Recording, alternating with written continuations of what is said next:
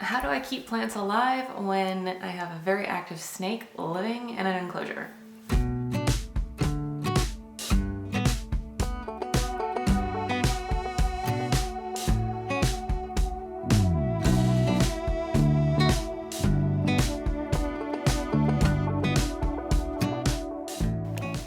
Hi everyone, my name is Abby. I am the curly-haired keeper, and today I'm going to be talking about keeping retics in bioactive enclosures. This is Aries. He's one of my super dwarf reticulated pythons. He is around 6 feet long and he's very active, and he lives in this enclosure. It is a 6 by 4 by 2 toad ranch bioactive enclosure, and I want to share a couple of tips and tricks that I use to keep not only him but actually all 4 of my reticulated pythons in bioactives. To be completely transparent, he's actually my biggest retic right now. Yes, he's very active, but he's not very heavy-bodied. I don't know how these tips will work as my snakes get bigger and heavier, but time will tell. Hopefully these will work. I think they will, but if you happen to keep a bigger, heavier bodied snake on bioactive, I actually have a boa constrictor that's a pretty heavy bodied snake on a bioactive as well, and these tips work for him, just not specifically for retics, and this is retic specific, so just want to be transparent there. These are smaller retics. Like I said, Aries is my biggest one. He's 6 feet long, on bioactive. Yeah, so just to be clear. So tip number 1, when setting up your bioactive for an active retic, make sure that you set up a very deep level of substrate. Any plants that you put directly into this substrate layer, you want them to root as strongly as possible, because a retic will climb and explore all around them, so you want them to have the best chance possible of being nice and sturdy, so having that nice deep root structure will do that.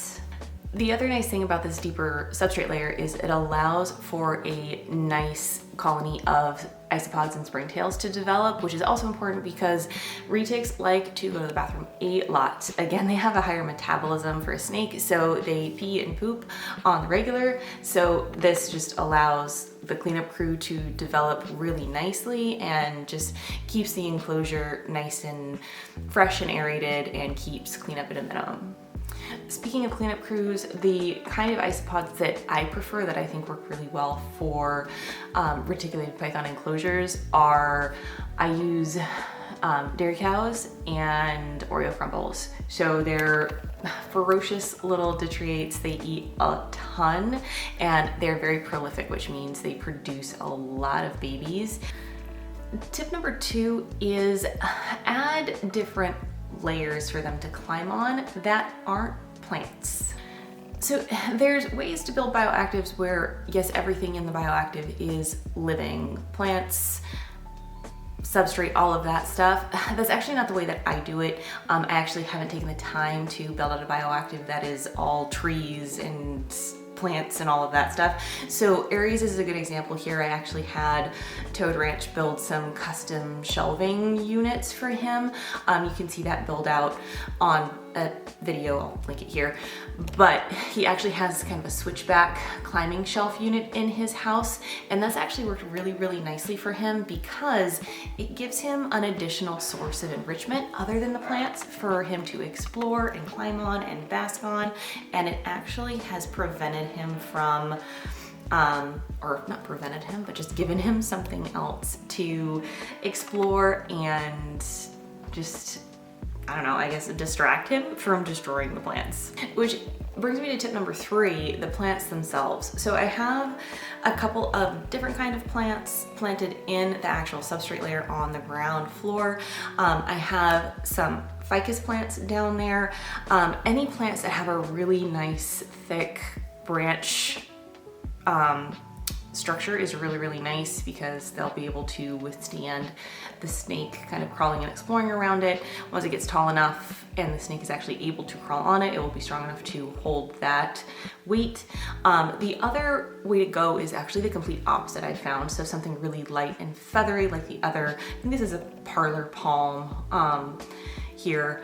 and it just allows the snake to kind of crawl in it and around it and through it, and it just kind of shifts with the snake without harming the plant itself. So that's been working really, really well. The plants that I actually have on the shelves themselves, and this is a trick that is still fairly new, but it's been working really well so far, is installing hanging plant rings and putting potted plants within those, and that's been working really well. The potted plants have sustained any sort of like Aries climbing through and exploring them. But the other thing that works really well is Aries doesn't really spend that much time in the plant themselves. He actually spends more time kind of hanging out around or hiding behind the pots. And the other plus is you can just get extra potted plants, and if you see one is getting a little tired and needs a break from being in the enclosure with an active snake, you can just swap it out, give it a break, let it bounce back, and put another potted plant in there. So it's been working out really, really nicely, and something I definitely recommend. If you do go the potted plant route with the hanging plant rings, do make sure that if you get the hanging plant rings that you find the ones that have smooth edges and are powder coated so they're safe and frost resistant when you install them into a bioactive enclosure, because they are, you know, higher humidity environments, and you don't want any of those sharp edges that can catch on a snake as they explore around them.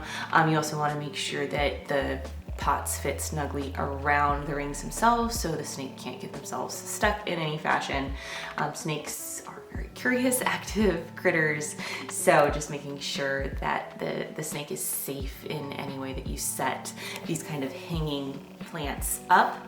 So that's been my solution to adding some enrichment to his shelving while keeping the plants alive.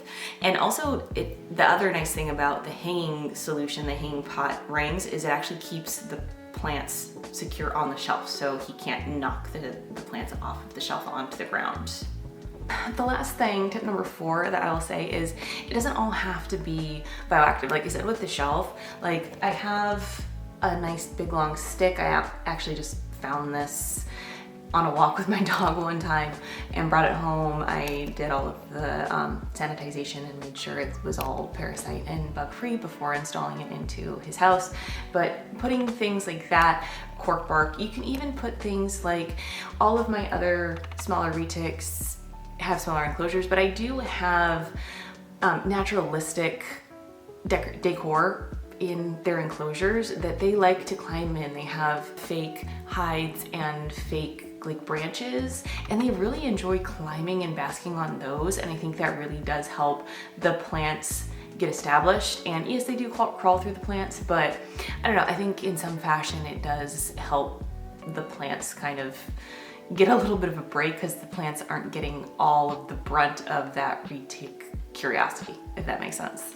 The other thing to keep in mind, if you really like the idea of bioactive, but you just don't want to bother with the whole plant thing because you're either just not a plant person or you don't want to bother, which I totally get, because trying to keep a plant alive with a super curious active snake is a whole other thing. You can do the bioactive substrate with all of the isopods and all of that stuff without the plants. You can do the substrate, add your isopods, add your springtails, and then add the fake decor, add the fake plants, add the fake branches, add some cork bark for the isopods to hide on, and you know, that'll do the trick. There's a way to do that kind of hybrid, bioactive, naturalistic setup, and you get the benefits of the bioactive cleanup crew without having to worry about trying to maintain the plants as well. So that can be a really good solution for a lot of people who don't want to worry about the plant thing. I know a lot of friends who choose to go that route, and it works really, really well for them. So yeah, I think there's no hard and fast rule as far as in order to keep bioactive it has to look and be a certain way. There's so many options out there, so get creative, sky's the limit. And that's it for this week's video. I want to say a huge thank you to all of the support. All of the comments the last few videos have been so kind. I've been really awful about replying to comments lately, and I apologize for that. But I wanted to let you all know I have been reading the comments, and I just want to say thank you. You all are just very kind, and it means a lot. Huge shout out to Patreon members. Your support means so much, and I'll catch you next week. Bye.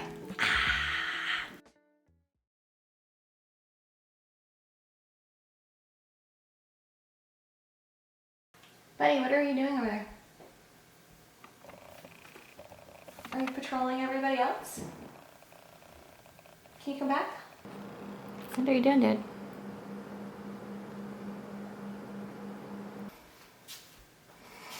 Rogue snake. This is Aries. He is one of my... Hello. He's about 6 feet long and he's extremely active. He is... Oh, coffee is being made. Hold on.